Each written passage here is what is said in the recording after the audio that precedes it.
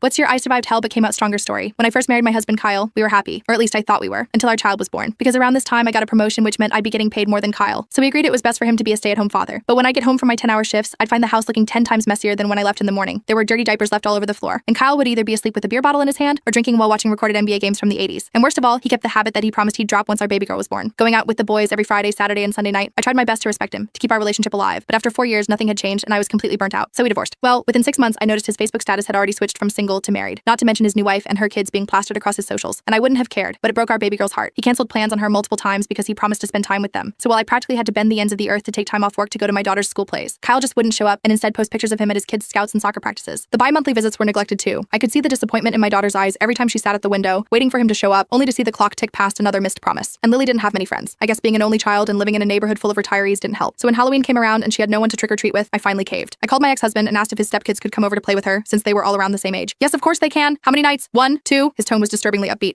Just one night. Okay, perfect, I'll drop them off right now. When he dropped them off, it was the first time I had seen Kyle in months. But I didn't want to confuse Lily, so I didn't tell her he was driving. This was made even easier by the fact that he didn't come to the front door, just drove away the second they arrived. But I didn't care. It was the first time I saw Lily get along with kids her age so well. At the end of the night, they poured their candy onto the living room floor, sorting through piles of chocolate and lollipops. They traded their favorite brands and didn't even fight once. I expected Kyle to come the next day to collect them, but he never did. Didn't even bother to text or call. But turns out they all went to the same school as Lily, so I just incorporated them as part of my routine, because seeing how happy it made Lily meant it was worth it. Plus, I knew they liked us. Whenever I'd pick them up from school, they all, Lily and her step-siblings, would rush over to the car and wave school projects in my face. Look what I made, look what I made, they'd shout at the top of their lungs. But after 3 nights of zero contact from Kyle, he finally picked them up. Again, he didn't come to the door, just parked in the front garden and texted me the words, "I'm outside." They hugged me super tight for almost 5 minutes straight before I could successfully maneuver them into the front garden. That night, Lily went to sleep with a smile on her face and I knew I did good. But Kyle disagreed, because the next morning he called me. "What the F what you were thinking being so good to my kids? I know you're trying to steal them. If you think kindness is stealing, I think that says more about you than me," I responded before hanging up. I placed my hand on my chest and took a deep breath. I was relieved Kyle was out of my home, out of Lily's home, but my relief was short-lived, because 3 days later, I got a knock on the door. Except it wasn't Kyle. It was CPS. Someone had filed an anonymous complaint, claiming my daughter was living in unsafe conditions, that I was hoarding children. I looked the social worker up and down, 4-inch-long acrylics, a short skirt, lip filler, very young. I braced myself and tried to be patient with her. "Did you or did you not babysit 3 kids without a license for childcare?"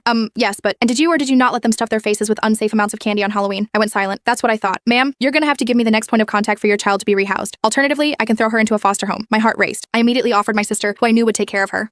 I watched as she took my daughter away, her tiny hands reaching for me, screaming my name. I knew exactly who had made that call, and once everything was said and done, I planned on making Kyle pay. Full story on channel, link below.